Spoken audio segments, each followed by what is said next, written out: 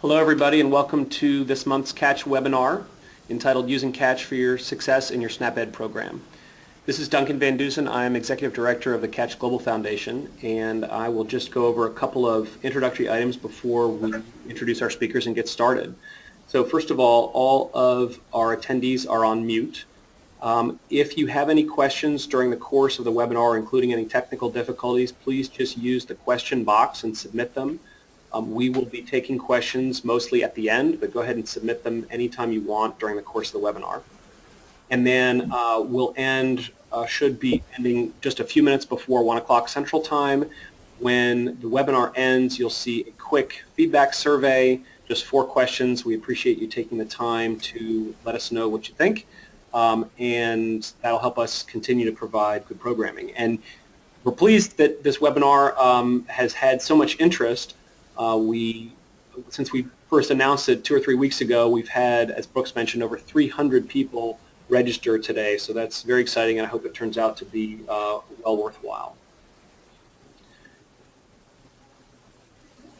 Next, let me just say a word about the sponsors of today's webinar. First of all, the Michael and Susan Dell Center for Healthy Living, whose mission is Healthy Children in a Healthy World, and works to advance health and healthy living for children and families through cutting-edge research, innovative community-based programs, and dissemination of evidence-based practices. And you can see that their strategic plan combines research, translation, dissemination, and sustaining. And our second sponsor is the Catch Global Foundation. Catch Global Foundation was founded by MD Anderson Cancer Center, UT Health, the RGK Foundation, and the Michael and Susan Dell Foundation, and it's about to celebrate its 3rd birthday. Our mission is to improve children's health worldwide by developing, disseminating, and sustaining the Catch platform in collaboration with researchers at UT Health and MD Anderson Cancer Center. And we link underserved schools and communities to the resources necessary to create and sustain healthy change. So now, without further ado, let me introduce our wonderful speakers and panelists. And I'll first say the design of the webinar will hopefully provide some insight into how 3 very different types of SNAP-Ed programs in 3 different parts of the country are using Catch as an integral part of their programming. And in addition to being geographically diverse, this group is also diverse in terms of where they are in their programming life cycle with Catch. So Lee Bourbeau from the Finger Lakes project in New York is a relatively new community to using Catch. They recently trained and have started to implement Catch, so she'll tell you a little bit about what it's like in the planning and the early part of the life cycle. Michele Byrnes, who's with the UC CalFresh program in California, has been working with Catch for a couple of years now, and we'll be able to talk more about what it feels like as more training gets done and implementation and things start to scale up. And then Mike Pomeroy, who's with Variator Bytes, will talk about what it's like after you've used Catch for several years and it's really a scalable and sustainable integrated part of the program. So let me read a little bit of background on each of our speakers so you'll know up front, and then we'll let them just go in turn. So Lee Bourbeau is the project director of the Finger Lakes Eat Smart New York program, working out of the Cornell Cooperative Extension in Wayne County. She has a BS in Nutritional Sciences from Cornell and an MPA from the Maxwell School at Syracuse University. She's worked for over 20 years in the health and human services field as director of Finger Lakes WIC, Nutrition and Consumer Science Team Coordinator at Cornell Cooperative Extension of Wayne County. And there she directed several initiatives including Eat Smart New York, the Diabetes Coalition of Wayne County, and an obesity and diabetes prevention project called Creating Healthy Places to Live, Work, and Play. A few years ago, she was hired as the project director of the Finger Lakes Eat Smart New York, which is a SNAP-Ed program in 11 counties in upstate New York. So thank you for being with us, Lee. Next, we're going to hear from Michele Byrnes, who's the physical activity manager at the UC CalFresh Nutrition Education program. She focuses on integrating physical activity into the SNAP-Ed program. Michele's passion for obesity prevention began after she obtained her BA in kinesiology from San Diego State University and became a health coach where she mentored clients across the U.S. on sustainable behavior change. After serving 2 years with the U.S. Peace Corps in Malawi, Africa, as a health advisor, she decided to obtain her master's in public health from UC Davis, which then led to her current position at UC CalFresh. She's also a wellness ambassador at UC Davis and loves to get people physically active in fun, new ways. Great to have you, Michele. And then finally, we'll be hearing from Mike Pomeroy, who's the Senior Program Director at Brighter Bites. He oversees and directs programmatic aspects of Brighter Bites across all of their cities, including program implementation and evaluation, community relations, and site and volunteer recruitment and engagement. He obtained his MPH in 2010 from UT School of Public Health in Houston, with an emphasis in health policy, and he worked with the Michael and Susan Bell Center for Healthy Living from 2008 to 2015 on multiple health promotion research projects, including the pilot project that launched Brighter Bites. He's also lobbied for improved national school lunch standards in 2010, and while he was an intern with the Center for Science in the Public Interest. He also worked for Michelle Obama's Let's Move campaign in 2012 and has served on Houston ISD's School Health Advisory Council Committee since 2011. So thank you all, and now I'll pass it over to Mary Lee for our first presentation.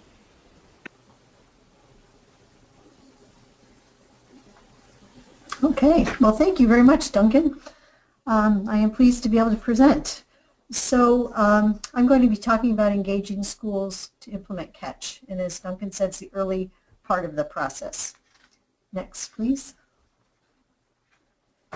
So just to give you a context, Eat Smart New York, or SNAP-Ed, is divided into regions in New York State. So my region, the Finger Lakes region, is in red in the middle, and it's 11 counties.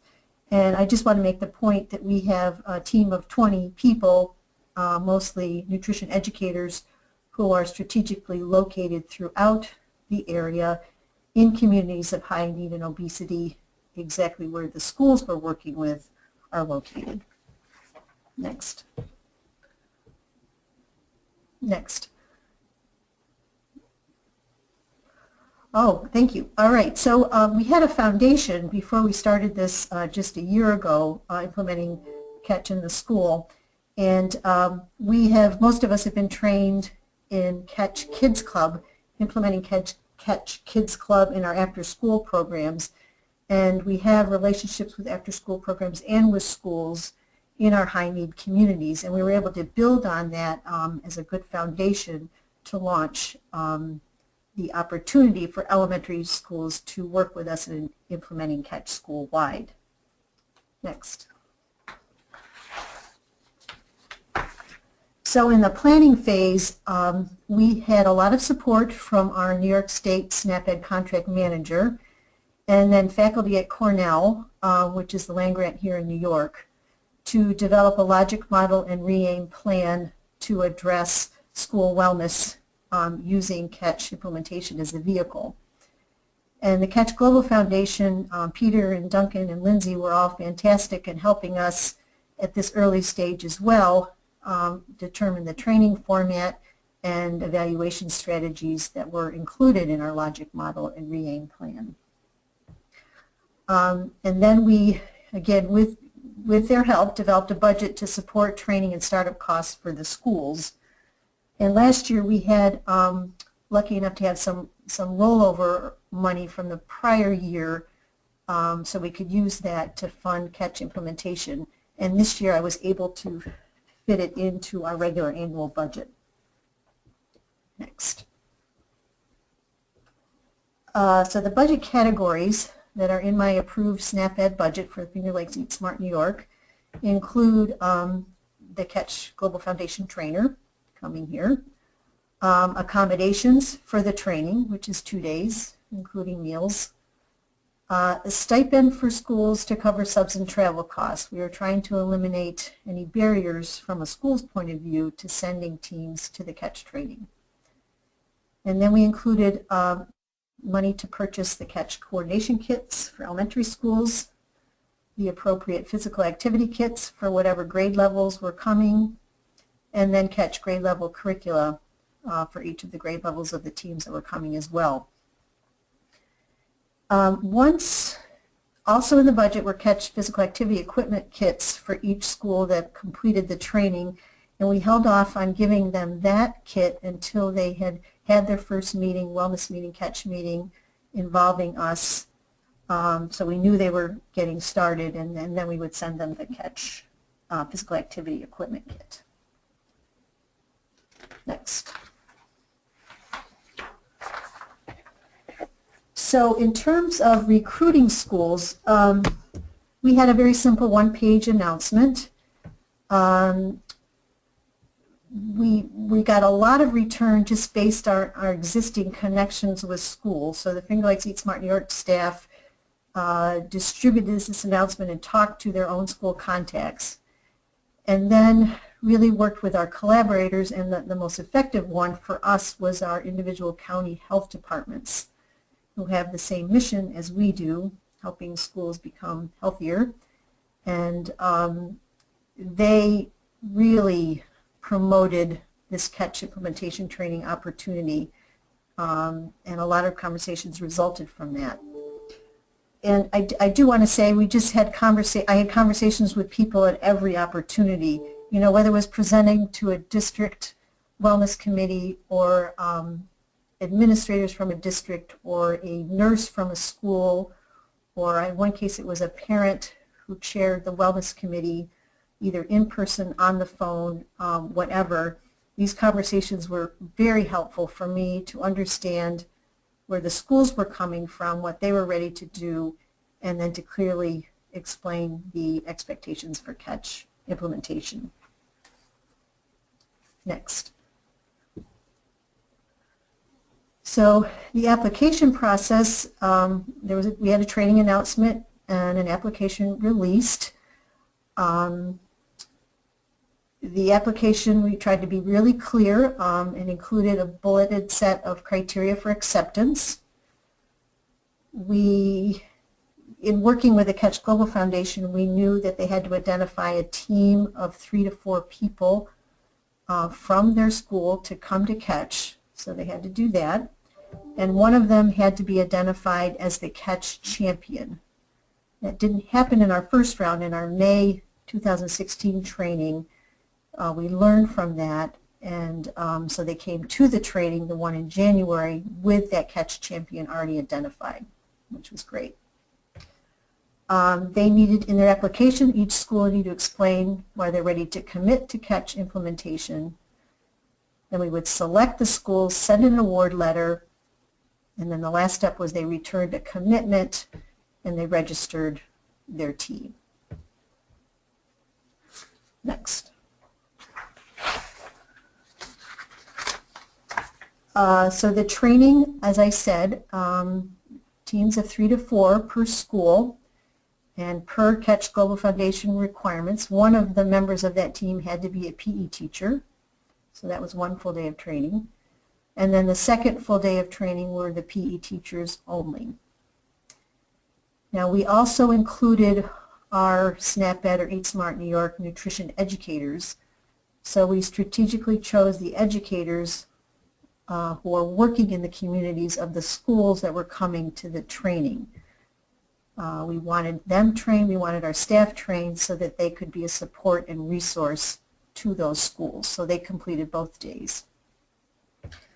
And we used a Catch Champion survey that Peter and Lindsay sent me, and we adapted a little bit.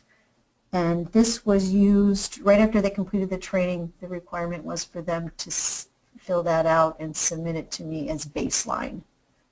And then the idea is they'll complete it once or twice during each academic year, showing the progress of how they're implementing Catch. Next.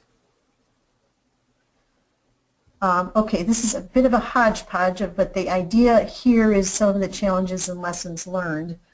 The first one I talked about somewhat already, just taking every opportunity, you know, especially once you've got schools interested, connected, and want to take that next step, taking every opportunity to communicate the expectations of Catch clearly.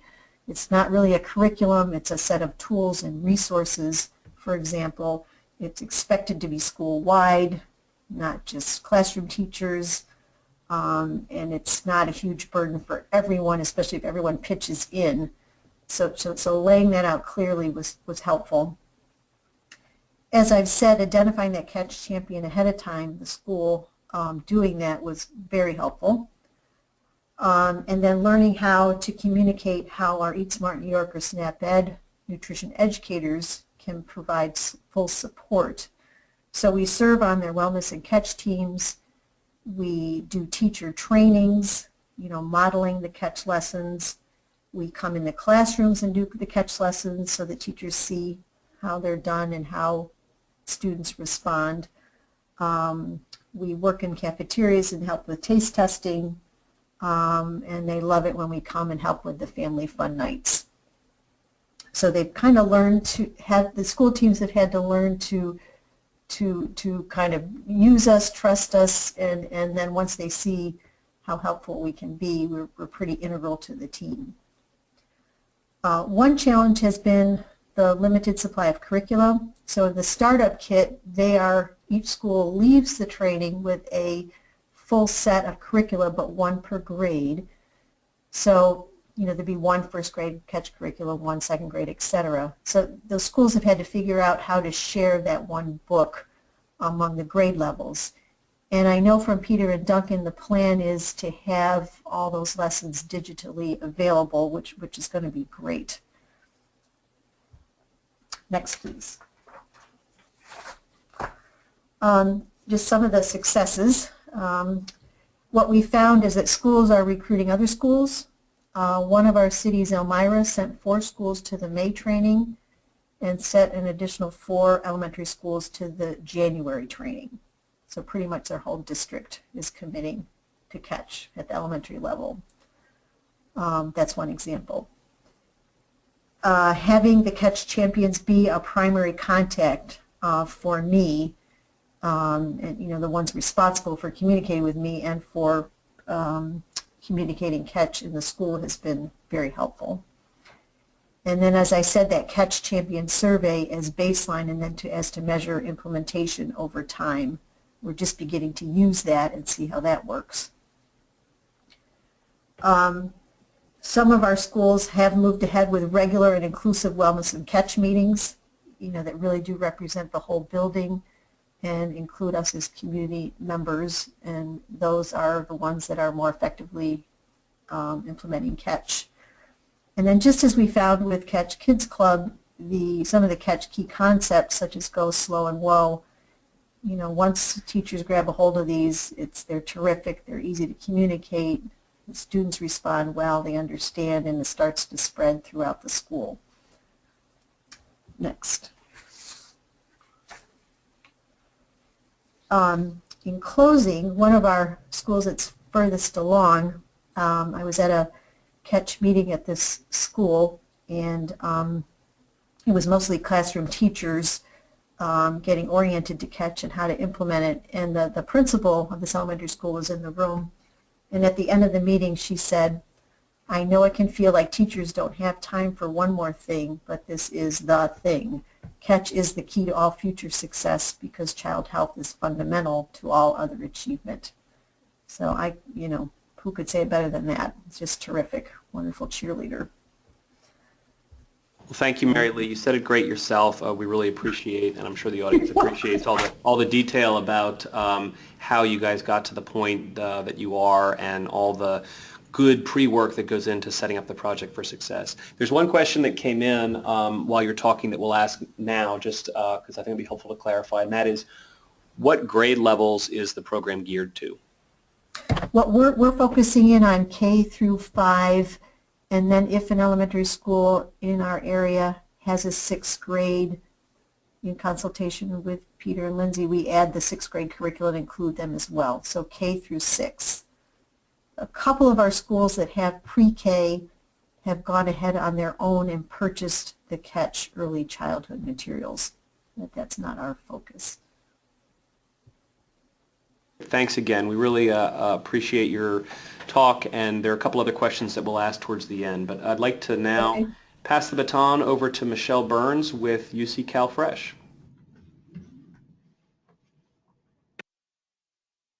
Thank you. Okay, so I would just like to share a vision that we have in California, and this vision is that all SNAP-Ed eligible school sites in California will have a physical activity component in their comprehensive nutrition education efforts, and work with communities to establish programs where schools are the center, really, of their healthy communities. So today I'm really going to show you how we're actually making that vision a reality. But first I just want to share a little bit about UC CalFresh Nutrition Education Program. So next slide. So UC CalFresh is one of 5 state agencies that implement SNAP-Ed in California.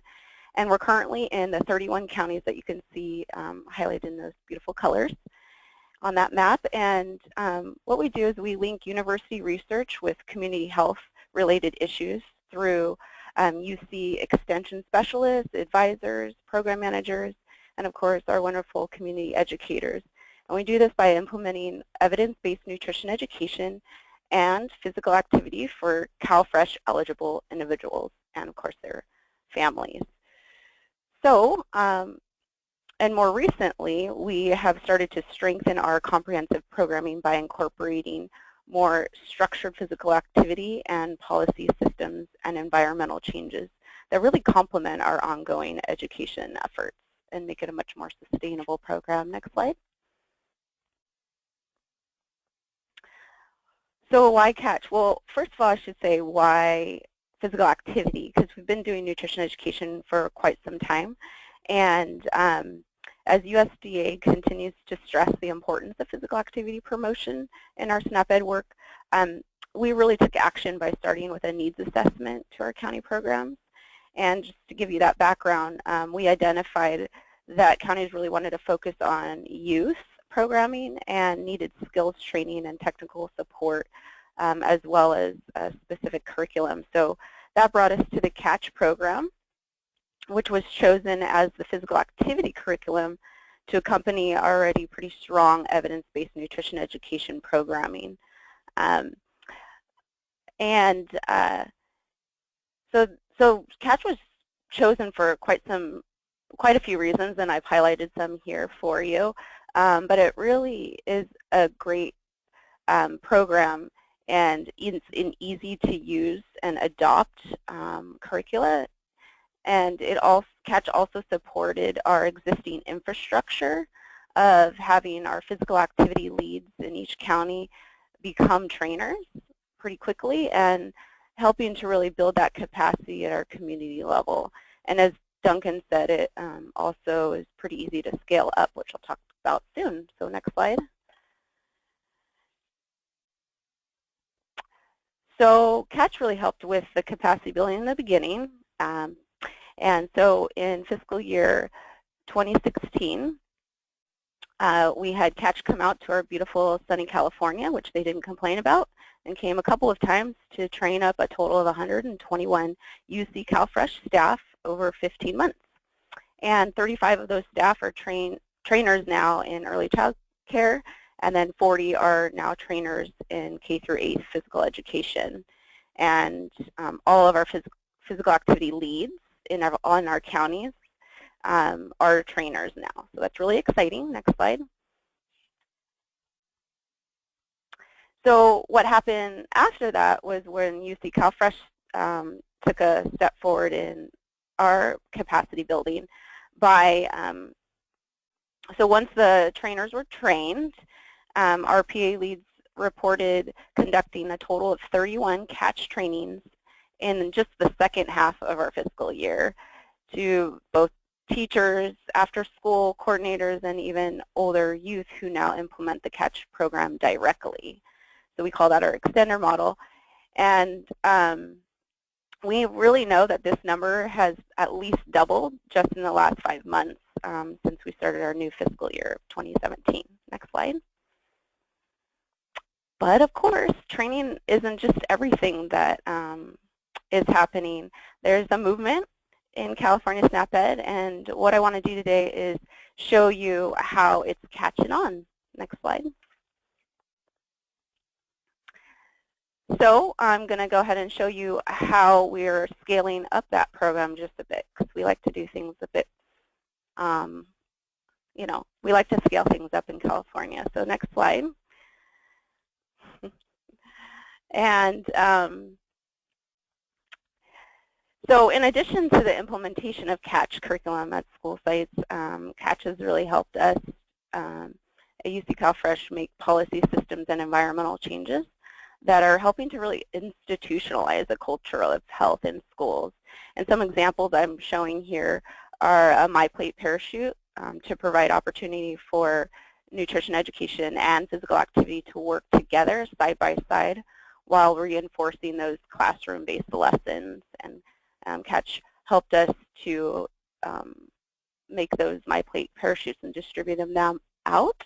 And then so it also has been helping to support school wellness policies that strive to help students meet physical activity recommendations. And this is by providing the curriculum, skills training, and the resources that the schools often lack in meeting those policies they put in place. And then just one last thing is supporting peer-led programming. You can see on the bottom right, where students are trained in Catch, and then they implement it to their peers. And I'll talk a little bit more about that in just a moment. Next slide. So what's this? If you haven't seen these, those in California are very familiar with these slides. But this is playground stencils, and they can become a hardscape part of the school site to really reinforce, again, that nutrition and physical activity lessons and messaging. So again, making it more of a culture in that school. So our programs have integrated physical activity curricula such as Catch into them by using a track. So if you're familiar with Catch, you know Hit the Track. And so it's already there. There's a track for them. Boundaries are included. So they're also incorporating motor skills, colors, letters, shapes for those educational standards so they can get outside and be active while learning. So teachers love that. And while they're doing this, it's really important to share that they're involving student leaders, parents, janitors, teachers, and administration. So again, this next slide is showing the My Plate stencil that we're using and fruit and vegetable stencils to reinforce that, once again, nutrition messaging being taught out in both outside in the classroom and indoors and outdoors. Next slide. And then, like I said, I was talking about youth being trained up. And so not only teachers can be implementing Catch, a great thing about this curricula is it's easy to use, and really youth can empower more change, I think, in their peers than often adults can, because they make it cool to be active. So that's exactly what this high school students are doing in Santa Maria High, where they implement Catch lessons at an elementary school. And after training the youth, they're then training their peers. And one of the students, the sophomores, students that's leading these, said that I might even want to be a PE teacher now, so it's creating some skills and often career development. Next slide.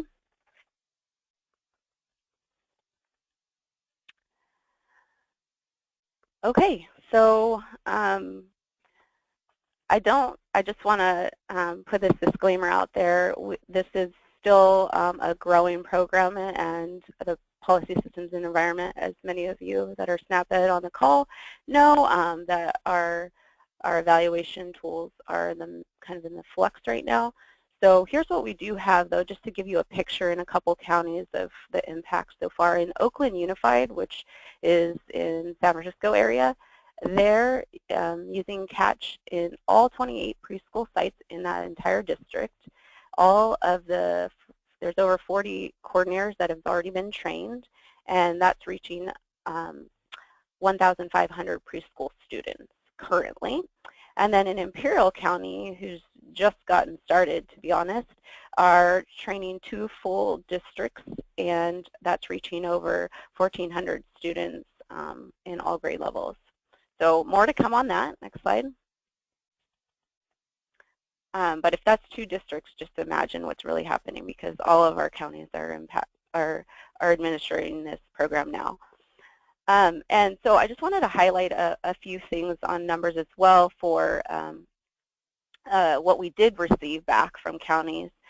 in time to report for our fiscal year was that new improved access to physical activity breaks. So they're much like just using some of the activities, but Catch has really given us some, even though that's not how we're using Catch, it's given us a great way to increase physical activity just for 5-10 minutes in the school. So 100 sites reported doing that. And then the second one is the big one, where most said that they're using Catch as a new structured physical activity in these school sites, and that's happening at 85 sites at the very least. And then those preschool, or those playground stencils, they reported 13. That's, again, reinforcing those Catch and nutrition messages. And just so you know, we're currently in our federal fiscal year 16, 861 sites total. So you can see here that over 2/3 of our sites are schools, and they're all being impacted by Catch. Next slide. So some exciting news that's happening also in evaluation is that we UC CalFresh developed 3 new physical activity evaluation tools to help counties capture SNAP-Ed evaluation framework indicators. If you're hearing me, you know exactly what I'm talking about. If you're not, don't worry. It's just some of the reporting that's going to be coming out, and some indicators that we really focused on in SNAP-Ed. And the first tool is the Active Schools Assessment, which is based on the Alliance for a Healthier Generation and Let's Move Active School Assessment. So it's aligned with that. It's a great place for counties to start the conversation about physical activity and PE, and to assess the needs to strengthen their school wellness policies and get maybe even Catch into their schools.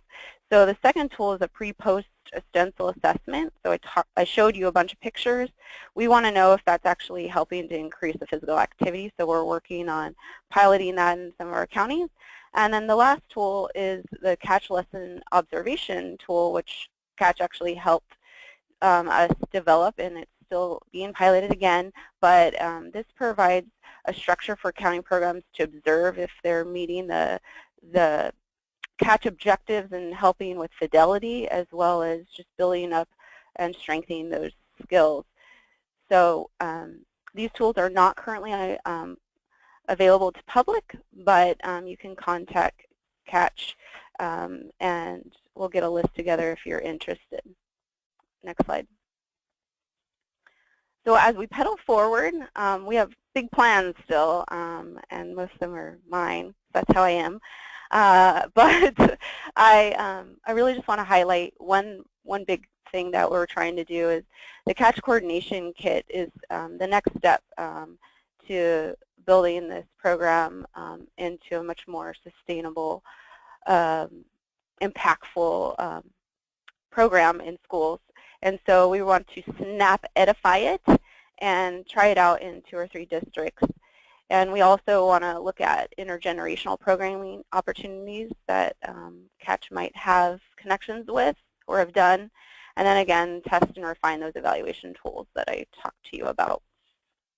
If that's not enough, next slide. I just want to say thank you for letting me talk so much. Hopefully that was exciting, the visuals, to help bring our Catch efforts to life. That was great. Thank you, Michele. Yeah, the pictures are wonderful, and it's great to see how you guys are really scaling things up and expanding. I'm going to give you one question right now, too, and that is, do you do any measurement of any outcome variables such as percentage overweight, obese, et cetera, in addition to the evaluation and process measures you mentioned? No, we are not necessarily at that stage right now, and then as a statewide approach, other agencies may be doing that, but for those tools and our purposes, not right now. Okay, great. Thanks. We got a couple more questions that we'll take at the end. Great presentation. And now I'd like to pass it over to Mike Pomeroy with Brighter Bites, who will tell you about what they've been doing. Thank you so much, Duncan, and thank you, Mary Lee and Michele. That's really exciting to see all the Catch that's going on all 3 coasts of our country and everywhere in between. So Thank you so much again for this invitation. I'm excited to talk to you about Brighter Bites and the way that we've incorporated catch into our curriculum and into our programming. Catch was a cornerstone of Brighter Bites from the beginning. We knew it was a evidence-based program that worked well in schools, and we wanted to bring our program to schools, so we didn't want to reinvent the wheel, and we knew catch was our chosen program from the start. So we built Brighter Bites basically on top of catch. So excited to talk through with you about what that looks like, and also some of the results we've seen through integrating catch with Brighter Bites. Next slide. So this is our Brighter Bites formula. With Brighter Bites, we're trying to, in addition to promoting catch on the campus, we're trying to take the co-op experience to schools. So we partner with local food banks to help procure donated fresh fruits and vegetables. It's often surplus fruits and vegetables that would otherwise go to waste in the food system. We select a variety of those fruits and vegetables and have them delivered on a delivery schedule for each school that is participating for 8 weeks in the fall semester and 8 weeks in the spring semester. So a total of 16 weeks of a regular distribution of 30 pounds of fresh fruits and vegetables that goes home with parents each week. So those 30 pounds averages out to about 50 servings per family, which if you break it down across the 7 days of the week is about 2 extra servings for an average family of 4, 2 extra servings per family member per day. And along with that weekly produce distribution, we provide nutrition education. So our in-class nutrition education that is for the children is the catch curriculum. We work closely with Catch Global to implement training in all of our districts. We're in 3 different cities, Houston, Austin, and Dallas, all here in Texas. And our schools fully implement catch in addition to executing the produce distribution. And then we also have kind of a food engagement component where we have, when parents come to pick up their bags, we have an observational learning experience where they try a healthy snack that has some of the ingredients in their bags that week, and they observe their children tasting something that they didn't think they would like otherwise, but they see them like it. So all 3 of those things are done weekly for continuity and for those 16 weeks throughout the school year. And then an important component of our program, especially as Michele mentioned, as we leverage SNAP-Ed funds, is to continue measuring our outcomes to determine the impact. So next slide, we will see some pictures of what Brighter Bites looks like. I'm not going to dive too much into the food distribution piece of Brighter Bites. I'm going to focus more on how we integrate catch, but I wanted you to get a glimpse of what it looks like out at our sites on the Brighter Bites delivery day. So we receive a delivery from the food bank. We recruit volunteers, parent volunteers from the PTAs of the schools we work with, and also community volunteers at local churches or organizations that work with the schools. They come in at the designated time every week and help us unload this bulk produce. We set up assembly lines in a large room of the schools we're in, often a cafeteria or a gym, and we put the same, we have our volunteers put the same amounts of each produce into all the bags. So each family will end up with 2 sets of bags with 8 to 12 different varieties of fruits and vegetables. And it's a really exciting way that enables children to take what they're learning in the classroom through catch home and see that they have lots of go foods available at home and really familiarize themselves with things that maybe were a little bit intimidating to mom and dad to purchase before, and they can get acclimated to what an eggplant is or how to cut a pineapple. And once they realize that they like these things and they find a recipe that works after they've had this risk-free trial of receiving this produce for free, our goal as Brighter Bites is to help these families stimulate their ability to then go out to the grocery store and feel empowered to prepare these fruits and vegetables on their own. Next slide. So because we have this access to the fruits and vegetables, we're really able to layer it on even in the classroom and add it to our catch experience. We invite teachers to participate in the program as well as parents, and we invite teachers to pick up the bags of produce every week and use them in the classroom as object lessons. You can see here on the left, this is a teacher in a classroom in Austin who's teaching the kiddos about how carrots are a root vegetable and lettuce is the leafy green part of the plant. So kids are learning about the parts of the plant while being able to connect it to the actual fruits and veggies that they also have at home from mom and dad. And on the right here we see a tweet from some kiddos at Odom Elementary in Austin that they got to taste test grapefruit, apples, and oranges in their classroom because their teacher brought it in for them. So this has really been a fun way to augment the Catch curriculum and have the access to actual produce for the kids to try out. Next slide.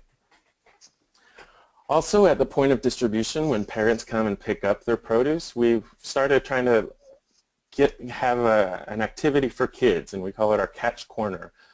So here you see this is our sorting fruits and vegetables into the rainbow. I think that I feel bad for this kid who's got coconut there, and we don't have white or brown on our rainbow. So we've got him stumped. But we also always have a staff member there to engage in some dialogue with the children and help them think critically about, hey, maybe we need a white color on our rainbow. And also that we have different activities to, it's a quick touch point, but it's another opportunity for mom and dad to also see the Catch logo and understand that this is what their children are learning at school. Next slide.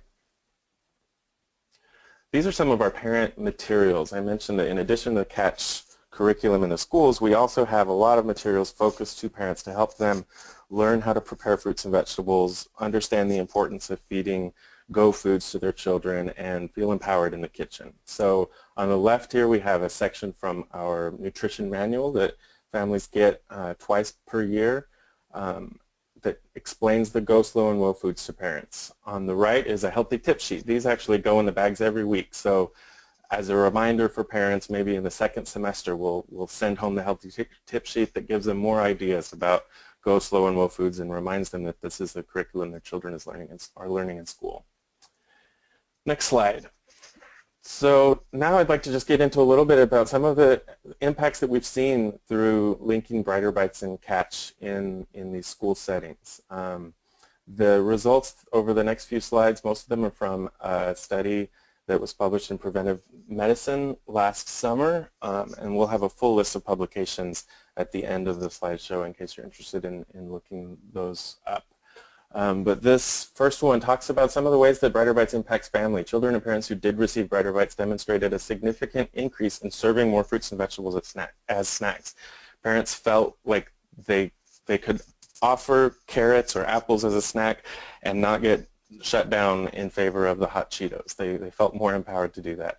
They also had a significant increase in the amount of fruits and vegetables they consumed. That's what we would hope to see since we're sending home so many more fruits and vegetables. It was encouraging to see that our evaluation bore that out.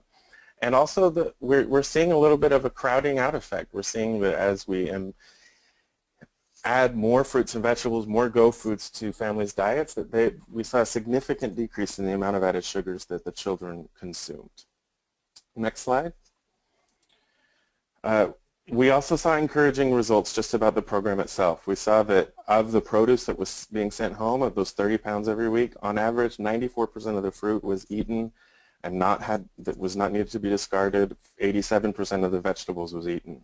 And so we do feel encouraged that these items are finding good homes in these families that we're sending them home with. And also by using our partnership with the Houston Food Bank and their ability to, and other food banks as well, their ability to procure donated and low-cost produce has really helped keep program costs down for their families. And families enjoy the program as well. Of the 8 distributions during a semester, a majority of families reported coming 7 or more times. Next slide. Here's a little bit more info from that preventive medicine study that we saw in the habits that changed at home with families. We saw that families that participated in Brighter Bites showed a significant increase in eating meals together at home and serving more produce as part of those meals. We saw a 2-fold increase in home cooking. And we saw the smarter decision making in the grocery store, twofold increase in using nutrition labels to guide grocery purchases. So it's exciting to see that we're helping impact families both at home and in the grocery store as well. Next slide. This is diving a little bit more into the 2-year comparative effectiveness trial of the publication in preventive medicine. I wanted to tease this out because the way we structured the study, it was with 12 schools, 6 of whom were only receiving catch and 6 of whom received catch plus Brighter Bites. And that enabled us to see kind of a comparative effectiveness between catch alone and catch with Brighter Bites, and see encouragingly that the catch continues to show an impact even when it's not compared with a food access provision as well. So you see that the children in the catch-only group had a 7% increase of vegetable intake across the 1-year evaluation. Each school had 1 year, it was 2 years overall. Whereas there was a 20% increase with Brighter Bites children. There was a 2% decrease in added sugars among children receiving catch only, and a 13% decrease of those with Brighter Bites. And as vegetable intake among parents went up in both groups as well, 6% among the Brighter Bites group versus 3% in the catch only. So it's really exciting to see how these programs can layer together to really improve the lives of the families that are working with us. Next slide. So just wrapping up quickly, wanted to share some of the publications that we've already published regarding Brighter Bites. Not only the preventive medicine 2-year evaluation study, but we've also done some more qualitative studies, such as using photo voice and also just publishing about our lessons learned regarding implementing a school-based food co-op. And I'm happy to, all my information is available at the brighterbites.org website. I didn't mention earlier, our parent education materials are also available at brighterbites.org for download, both for our parents and for other partners. So feel free to visit and check those out.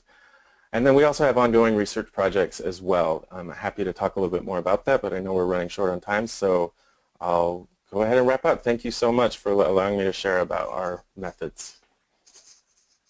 Thank you, Mike, and thank all our panelists. I don't think it's any exaggeration to say it's very humbling for Catch to be included in such an interesting array of different kinds of programming in different places. Really, the creativity of these various programs and building on the Catch core is really, really exciting. So we have about 10 or 15 minutes left to address a lot of questions that we got. We won't, unfortunately, have time to address all of them, but we'll do that. And for those of you whose question doesn't get addressed, we'll try to reach you by email. If you have another question that you didn't get a chance to ask, feel free to send it to the email that you see on the screen here. We also will have a recording of this webinar and a PDF of the slides available as well. So, no problem accessing that. So let me start with another one for Mike.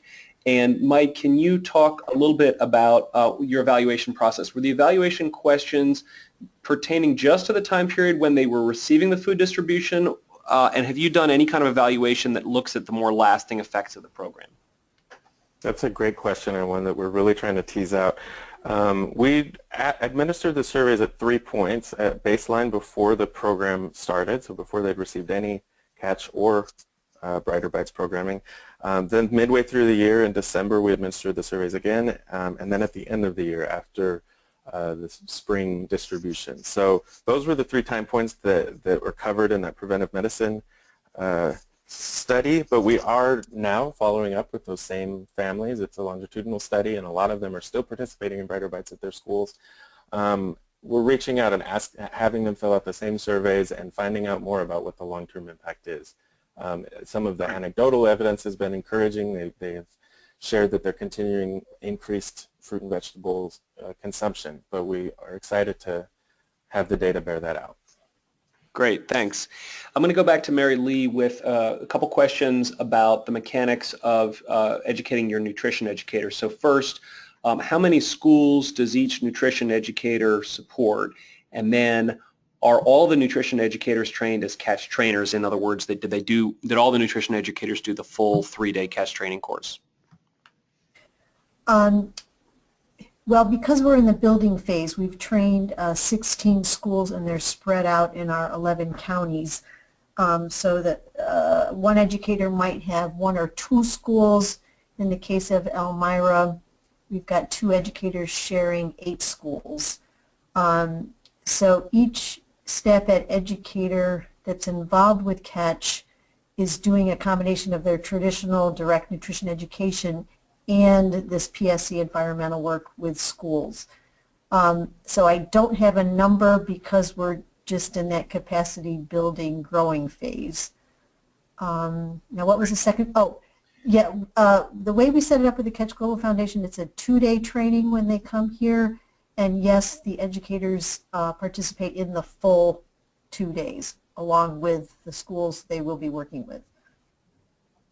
Super, thanks. I'm going to ask another question for Michele Byrnes. Michele, this is coming from a viewer who's been looking into implementing catch at pre-K child care centers and is asking, how would you suggest that we engage early childhood education centers and teachers to model structured versus unstructured play for children? Any particular strategies you'd recommend? Oh, that's a good question. Well, I think if there's already the buy-in and that they really see the importance, there's a lot of movement in the early child care as far as even though they don't officially have school wellness policies like elementary, it's a great place to start with getting the momentum going. There's California has a modeled kind of a template one for them. And then that's as far as the training or the structure of it, they then set out structured time. So a lot of times they will just let them go out and do free play. A lot of them instead are trying out the skills in sort of that free play recess, I guess you'd call it. But then they also have built it in short bouts and inside the classroom as well. So it depends on the setting, of course, in space, but some of them that are larger have been able to do that within sections of preschool. So it's built in really, like Oakland Unified is doing a district-wide, and so they put it into their district-wide wellness policy and as well as the time frame of their schedule throughout the day. Great. And while you've got the mic, let me just ask one other question, which is, can you talk a little bit about your sustainability plan? And this could apply to other panelists as well. What happens in future years, 2, 3, and beyond after the training happens? How do you plan to sustain?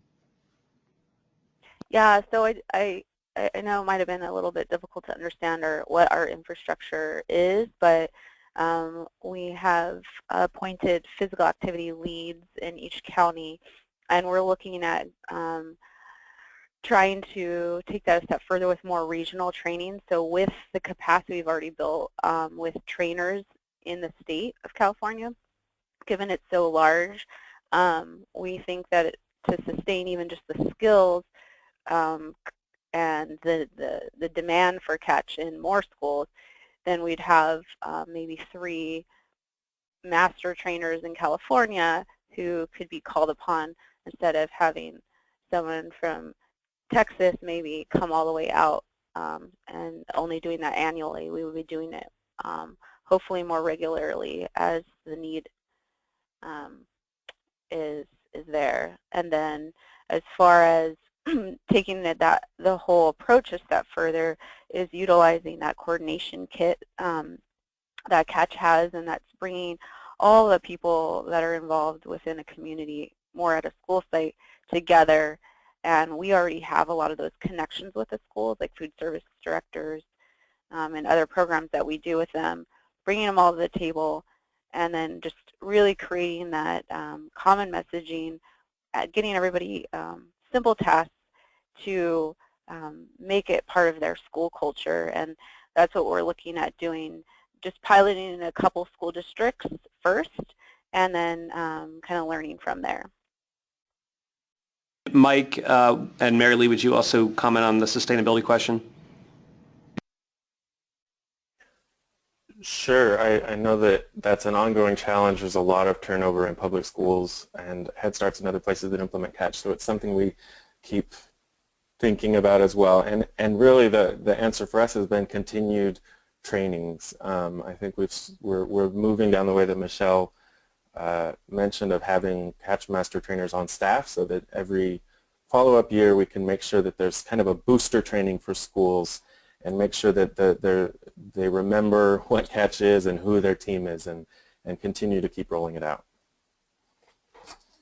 I would ditto that. Peter's trying to get us to start thinking about the Master Catch training to build that capacity within the Finger Lakes here.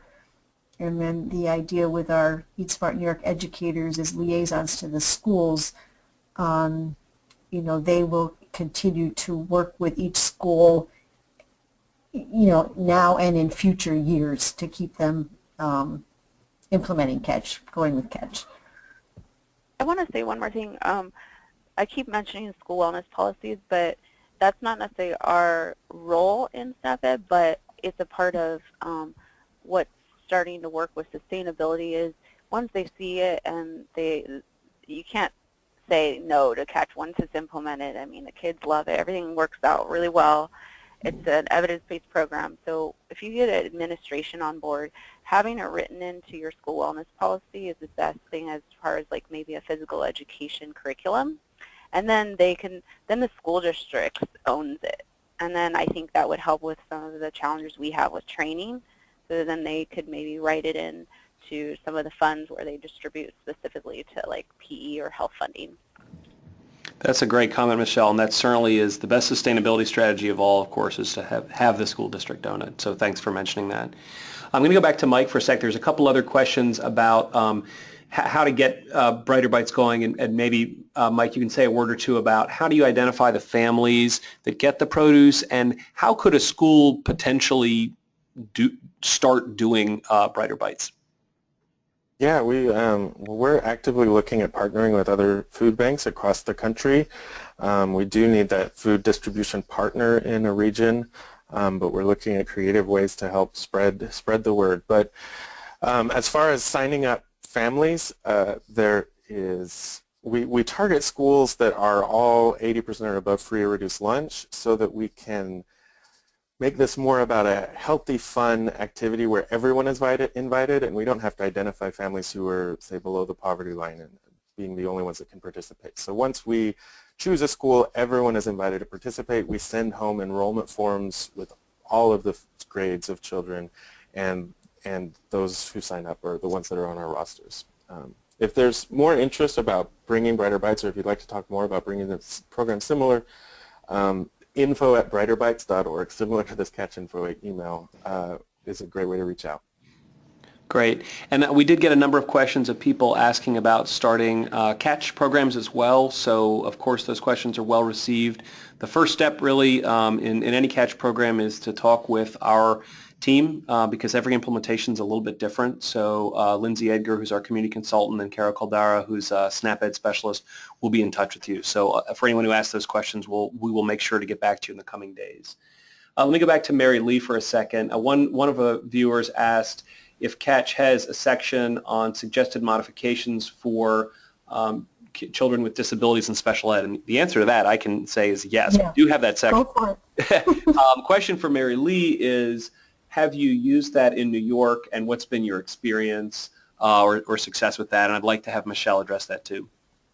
Yes, I think I have to bow. I don't know the answer to that just because we're in the early stages of collecting information from teachers as they implement it in the school. Okay. Michele, do you have any experience with implementing the sections of the Catch curriculum for children with disabilities? Yeah, I haven't seen it firsthand, but pretty quickly, right off the bat, that was something that I believe it was Fresno County had someone talk about that at one of our trainings, and how she has a class in a school that is all special needs, and so, or majority, I guess. So it worked really, really well. She also said that, well, many of our staff say that even just the concepts of getting them active while they're moving from one thing to the other really help with behavioral issues, as well as like just distractions. And teachers really like a lot of the tools just for classroom management in itself. So that only in turn makes a stronger point for those who might have, you know, attention deficit disorders or other things like that. Thank you. And thank you again to all of our panelists and to our audience. Unfortunately, that's all the time we have. I know there were a few questions that we did not get to answer, but we will attempt to do so by email. I wish everybody a great afternoon and look forward to seeing you on the next CATCH webinar. Thanks again. Thank you.